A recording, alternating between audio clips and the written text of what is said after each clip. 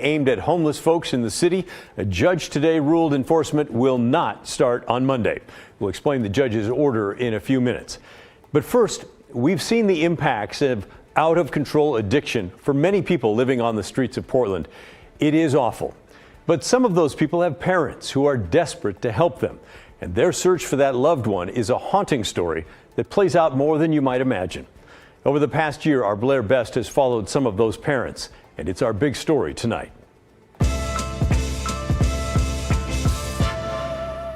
Pat? Jane? Have you seen her? I haven't seen her since Wednesday. Good morning. How you guys doing? Hey, I'm looking for my son, Ryan. This is my son, Ryan, right there.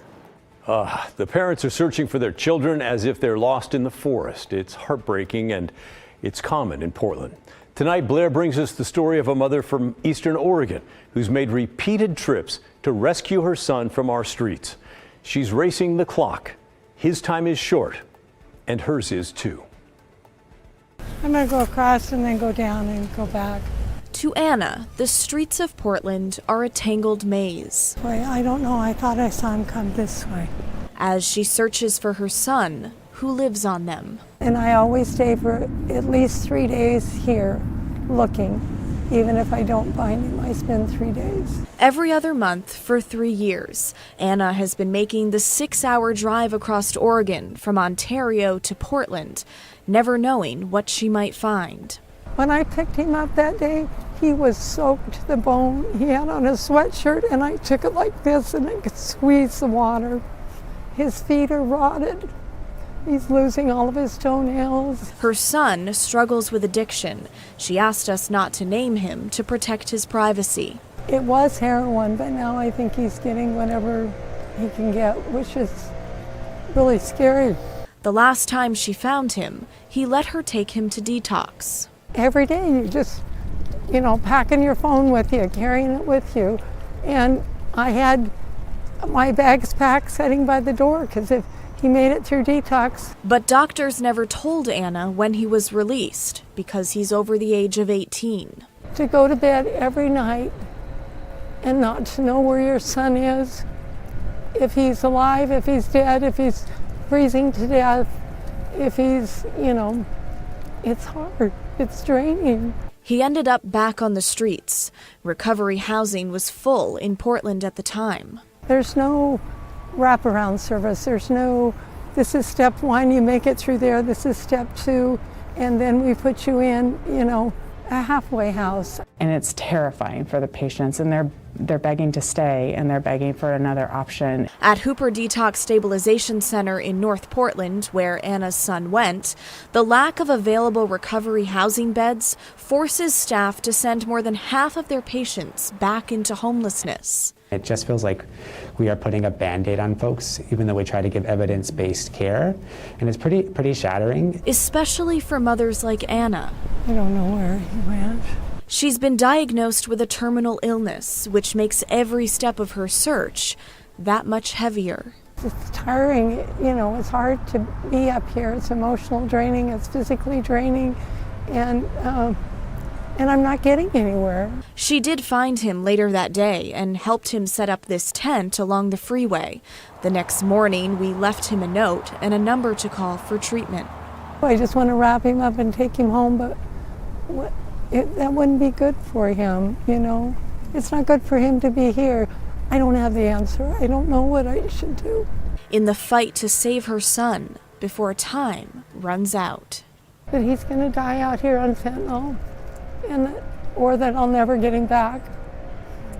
Before something happens to me, I'll never bring him home.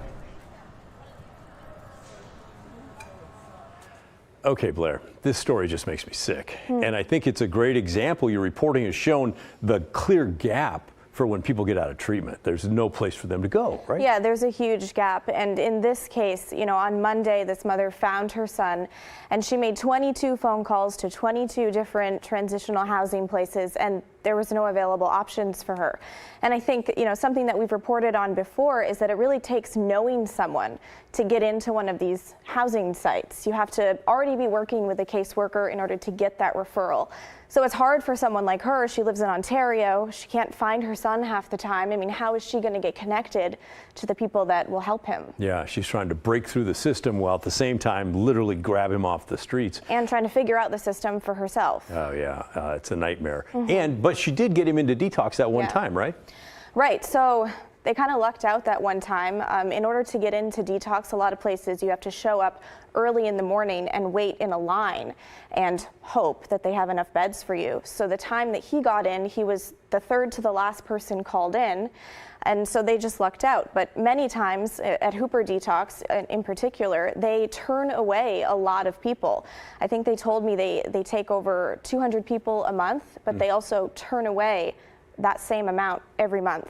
Just because they don't have enough beds. Yeah. And it's a great reminder, as you were telling me earlier, that when we look at the tents on the sidewalks, it's easy to look at the tents and look past the people, but these are people that have family connections and people who love them and are hurting because they're lost out on the streets. Yeah, it's really easy to look at the tent as an object and not remember who's inside. Yeah. Great heartbreaking story. Thank you, Blair. And now please share your thoughts with us on this. Maybe you have a child or a loved one living on the streets here in Portland. I know some of you do. You've told us that already. We'd love to hear from you. Email us, will you? thestory@kgw.com is our address, or you could call and leave a voicemail, 503-226-5090. Well, I'm sure some of you are thinking that stories like that would not be happening if Oregon voters had not approved Measure 110 that decriminalized hard drugs. Measure 110 was supposed to move personal drug use out of the hands of law enforcement and into the hands of the healthcare system. But that often does not happen. Many people who want treatment are not able to get it. Drug addiction treatment is not a simple thing, by the way. It involves a lot of services that in Oregon largely are not there. So what to do about Measure 110? Earlier this fall, a coalition of big names in Oregon, including Phil Knight and Columbia Sportswear CEO Tim Boyle, gave the lawmakers here an ultimatum. Make changes to 110 during the next year's short legislative session, including recriminalizing public drug use. If not, the group says they're ready to take a ballot initiative to voters next November.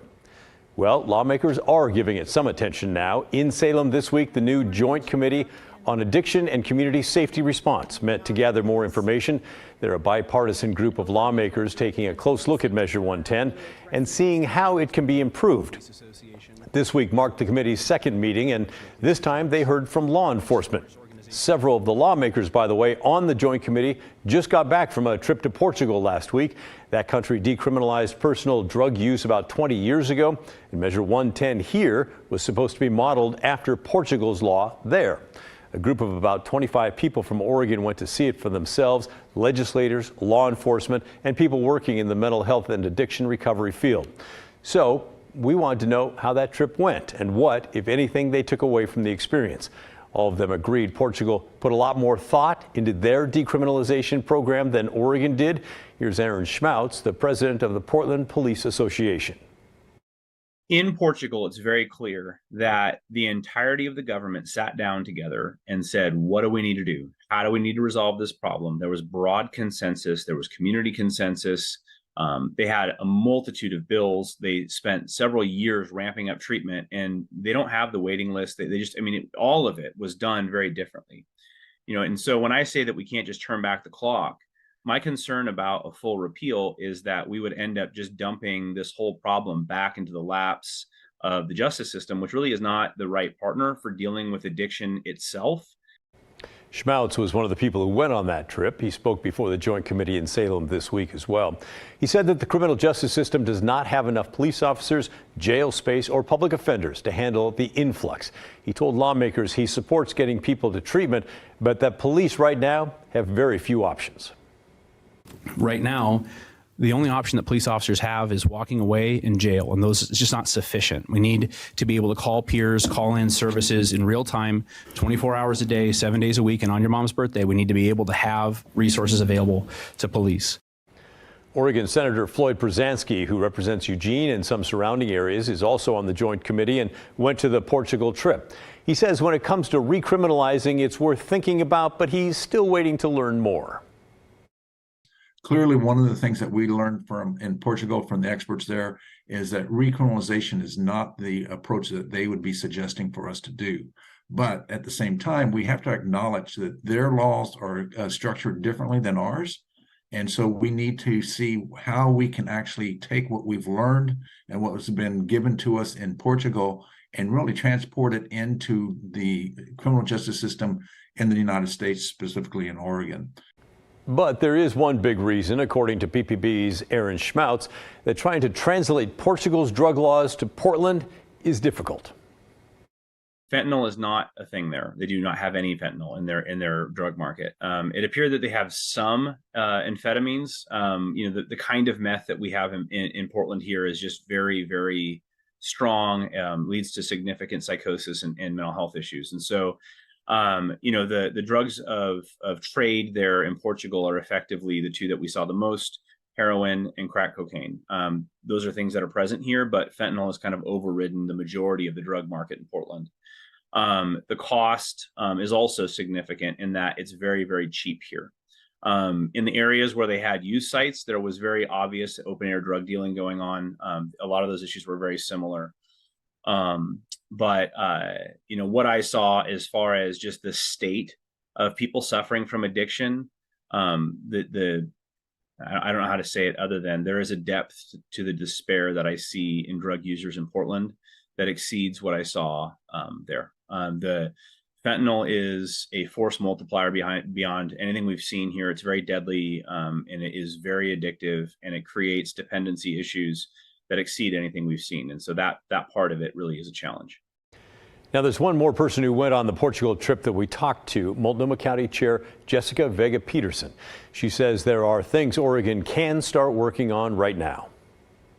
There were a lot of components, though, of what they had in Portugal that we can bring here that we can use to help people on that path. So it's not just the treatment services, but they do a ton with prevention. Prevention actually looks really different.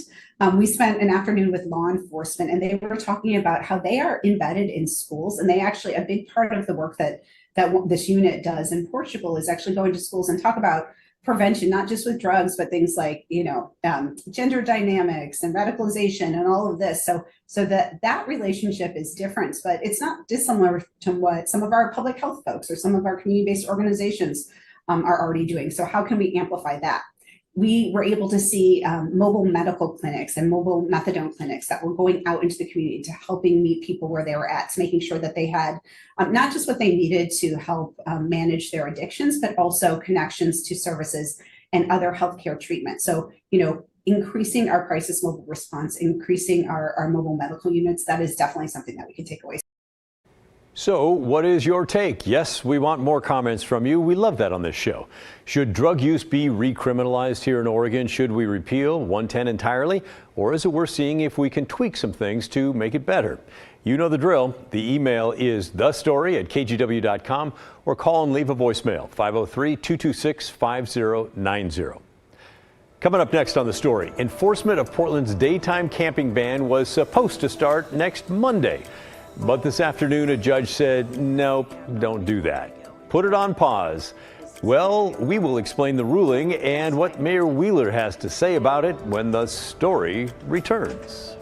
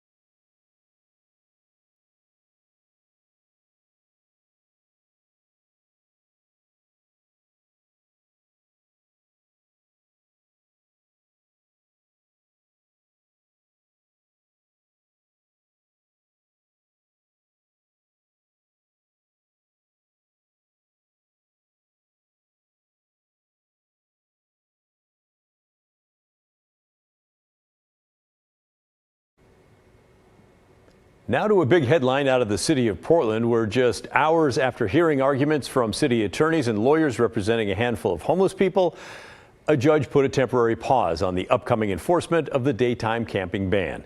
Enforcement was supposed to start Monday, not anymore. Here's the order from the court that was filed just a few hours ago. The judge writing, plaintiffs made a sufficient showing to warrant preservation of the status quo so that upon a final hearing, full relief may be granted. Some of the best legalese you'll hear all night. Attorneys for the city argued that the status quo is not working, but the judge sided with lawyers from the Oregon Law Center representing Portland's homeless population. The proposed ban would not allow public camping from 8 in the morning until 8 at night. It would also block camping near schools or in public parks. People could receive one warning to move every 24 hours, and after 2 warnings, police then would have the authority to arrest that person with penalties ranging from jail time to a $100 fine, maybe even both. And all that is contingent on the police officer being able to prove that a shelter bed is available to that person before giving them a warning or arresting them. In court this morning, those Law Center attorneys argued that the Portland camping ban ordinance is vague and difficult to understand. Still, attorneys for Portland say the city has the right to decide what public land can and cannot be used for. Camping, for example. They claim the daytime camping ban ordinance is not a broad ban on camping because it does not stop people from standing, sleeping, or lying down in public places. But as you heard, the judge put the enforcement on pause for now. Her order will remain in effect until a final hearing and decision is made in the case, or if there's another order that supersedes her temporary injunction. In the meantime, Mayor Wheeler released a statement within the last 90 minutes that reads in part, "I believe the status quo is not working, but the court's decision leaves the status quo in place. The court's decision today makes the city's work harder, but the city is going to continue this fight, and we hope to get a better understanding of the court's reasoning during this litigation." Now, let's get to some of your thoughts about our big story from Tuesday night. Investigative reporter Evan Watson showed us that Portland Parks and Recreation has a maintenance backlog of more than $600 million. The director of the Bureau put it like this: growth and deterioration is outpacing investment. Simply put, there's no money for maintenance. And the money they do have is being used for projects that are already underway. And how's this for a statistic?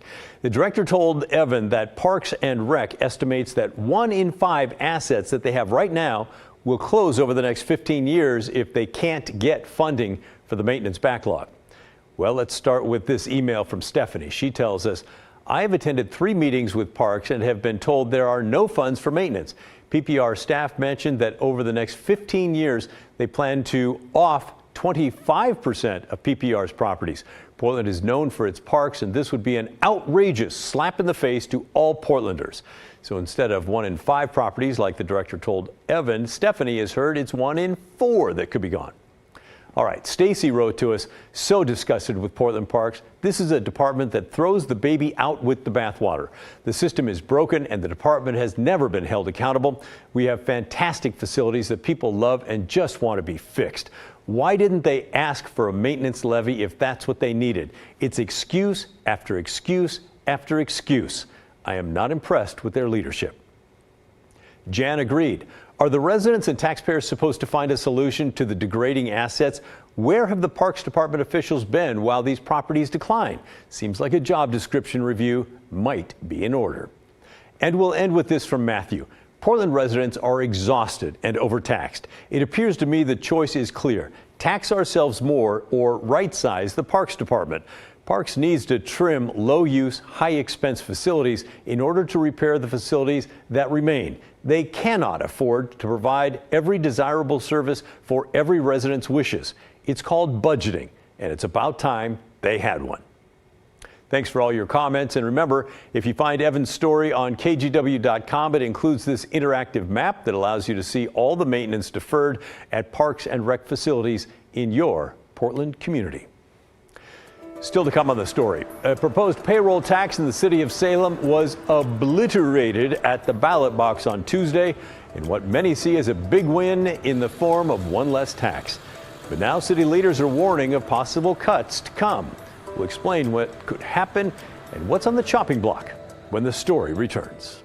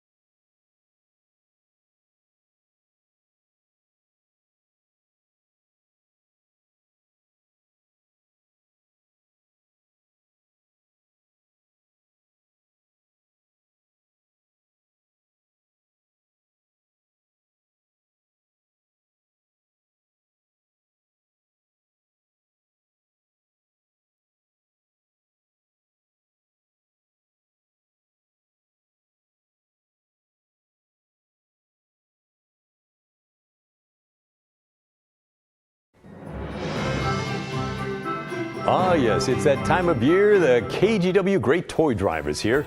We're trying to brighten the holiday season for thousands of kids in our communities. And here's how you can help. Drop off a new unwrapped toy at any IQ credit union, Fred Meyer, or local Toyota dealership.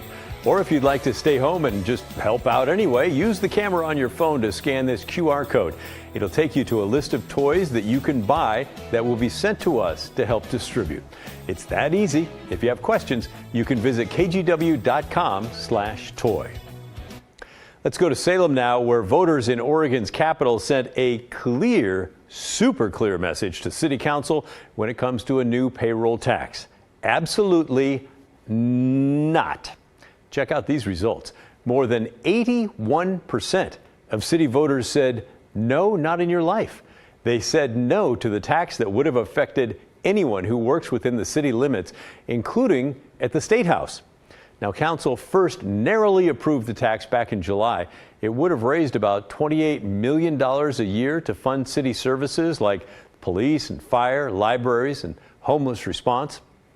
But shortly after it passed Council, a referendum effort led by Oregon business and industry soon gathered thousands of signatures to force a vote on the tax Tuesday. Voters sent a very clear and decisive message, which was that they do not support a complicated, convoluted, and frankly too costly tax increase. They spoke with a very resounding voice, and one that should really echo across the state. We're seeing record inflation not just here in Oregon, but across the country, and voters are voting with their pocketbooks, as they often do. So I would encourage anyone considering a tax increase to think long and hard about voters' appetite to support new revenue right now, because I think it's pretty low. Yeah, that was definitely a stiff arm from the voters. While many are happy about one less tax to pay, city leaders are now warning of cuts to public services if some kind of new revenue cannot be found, and soon. We're going to have to make some adjustments because we don't want to put ourselves in a position where if we don't have additional revenues for 2026, we have to make some really drastic reductions. A campaign that supported the payroll tax was led by City Council President Virginia Stapleton, who wrote, "The City Council now faces the daunting prospect of cutting millions in services to balance the budget while working with residents across the city to secure another revenue stream. We don't have a choice on securing new revenue. We have to get to yes on something." Now, according to that campaign, latest estimates given to the City Council do paint a grim picture if new revenue cannot be found. Consequences like closing maybe 2 fire stations or possibly shutting down the entire library system. That does sound pretty drastic. Next year, the process to figure out what Salem citizens are willing to pay or willing to lose will get underway, and we'll be watching closely along with you. Well, that's the end of our show. Thanks so much for watching. And remember, the story, our collective story, that never ends. The good stuff is coming your way next. I'll see you right back here tomorrow night at 6:30.